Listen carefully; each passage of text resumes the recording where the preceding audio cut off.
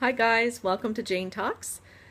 I'm gonna try this outside again this week. It's a little bit chilly, but I've got my fuzzy coat on, so good to go. Um, I've been doing a lot of reading this week about, I guess mostly family life, getting along, parent to child, spouse to spouse, relationships, I guess in general, but thinking mostly about family life. And there was some mentalities that were mentioned, and I didn't bring the book out with me, so I can't quote it. But it was talking about win-win situations, about win-lose situations, about lose-win situations, and I don't know if that makes much sense to you, but to me, I feel like if anything, I tend to have a lose-win attitude in the sense that I would rather not have something or not have my way or not say something if it's going to cause a confrontation or if that means somebody else doesn't get what they want. I would rather lose myself. And that's I think we're all different in that way. But for myself, I need to, there's that word need. I would like to make an effort to be able to express my thoughts and feelings, things that I might like to do.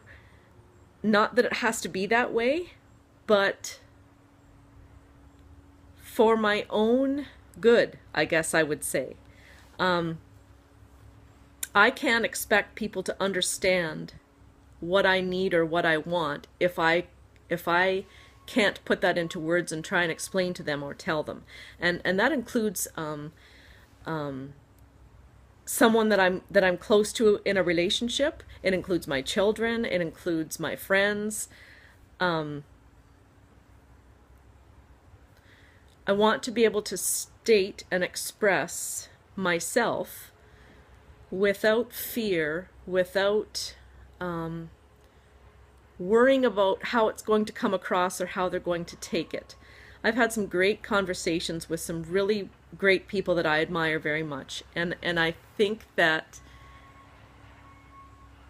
I totally understand where they're coming from the other side. If I express what I just expressed, it hurts them. And it hurts them because their attitude is, well, don't you trust me? Don't you trust me that I'm not just going to assume the worst of you? And I realize that, you know what? I do trust them. It's just that I'm so used to the rut that I was in for 20 years that I don't expect to be accepted. So I'm I'm my own worst enemy, if that makes sense. And I think it's so interesting to me how far, first of all, how far you can go down a rut like that and not even realize it. And I think some of those thoughts, as I mentioned last week or one of these weeks recently, how I didn't realize how much the abuse affected me in that, in some of those very ways where I'm not even thinking logically. I'm not applying the golden rule where would I be okay if somebody thought that way of me? Of course not. Of course not. I do not want to judge people. I'm not a judge. I am not the judge. I can certainly have my thoughts and preferences, but what someone else does or does not do is totally up to them. The only thing I am in control of is me and my thoughts, my actions, who I want to be, where I want to go. And I think it's so true. The more I read, it's so true that you are surrounded by what you put out. There's so many different sayings about that.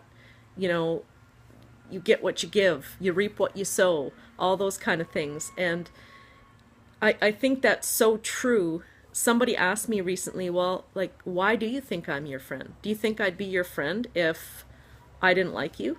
or I didn't respect you, or I didn't admire you. And I never really thought about it that way before. For me, I think a lot of times I wasted my time thinking, oh, they just feel sorry for me. They're being nice to me because they feel sorry for me, not because there's any good in me. And again, I don't want that to come across that I think I'm something wonderful and great. I think I have the same opportunities and the same good qualities that I can focus on and promote in myself as anybody. I'm no better or no worse than any other person. And it's taken me an awfully long time to get to that point where I can actually say that and believe it, and believe that I have as much potential as the next person. And for me, I think that is encouraging in itself, because I can be who I want to be, who I choose to be. I don't have to obey or follow after what I perceive even that somebody thinks I should. And it's so important to me to love people for who they are, and encourage them to be the best they can be.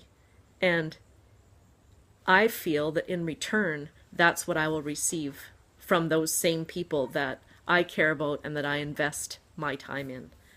And I think that's really the way a relationship should work. There should not be a fear of, if you don't do what has been expressed or expected of you, that you'll be verbally abused or physically abused or emotionally abused or financially abused or anything like that. You should feel safe and secure in your own environment.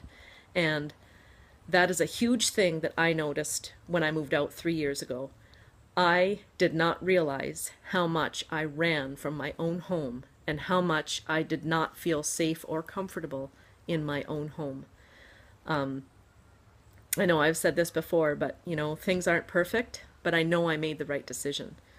The children and I are so much better off and have come so far, and I am so incredibly proud of them and the young man and young woman that they are becoming.